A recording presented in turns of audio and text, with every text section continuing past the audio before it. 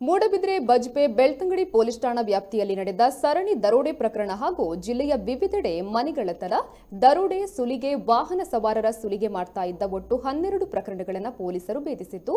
9 ಮಂದಿ ದರೋಡೆಕೋರರನ್ನ ಬಂಧಿಸಿದ್ದಾರೆ. ಸೌತಡ್ಕದಲ್ಲಿ ಮನೆ ಮಂದಿಯನ್ನ ಕಟ್ಟಿಹಾಕಿ ಮಾಲಕಿಗೆ ಇರಿದು ಮನೆಯನ್ನ ದರೋಡೆ ಪ್ರಕರಣ, ಪುಂಜಲಕಟ್ಟಿಯಲ್ಲಿ ಮನೆಗಳ್ಳತನ, ಮೂಡಬಿದ್ರೆ ಬಜ್ಪೆ ಬೆಳ್ತಂಗಡಿ ಪೊಲೀಸ್ ಠಾಣಾ ವ್ಯಾಪ್ತಿಗಳಲ್ಲಿ ನಡೆದ ಸರಣಿ ದರೋಡೆ, ಬೆಂಗಳೂರಿನ ವಿಜಯನಗರದಲ್ಲಿ ಮನೆಗಳ್ಳತನ ಯತ್ನ, ಅರೆಹಳ್ಳಿ ಪೊಲೀಸ್ ಠಾಣಾ ವ್ಯಾಪ್ತಿಯಲ್ಲಿ ನಡೆದ ಕಳ್ಳತನ ಪ್ರಮುಖ ಪ್ರಕರಣಗಳಾಗಿದ್ದು, ಬಂಧಿತ ಆರೋಪಿಗಳಿಂದ ಕೃತ್ಯಕ್ಕೆ ಬಳಸಿದ 2 ತಲವಾರು, ಏರ್ಗನ್, 1 ಕಬ್ಬಿಣದ ರಾಡು, 1 ಕಬ್ಬಿಣದ ಲಿವರ್, 1 ಬುದ್ದನೆಯ ಚಾಕು, ಮೆಣಸಿನ ಪುಡಿ, ಮರದ ದೊಣ್ಣೆಗಳನ್ನು ವಶಕ್ಕೆ ಪಡೆದುಕೊಳ್ಳಲಾಗಿದೆ.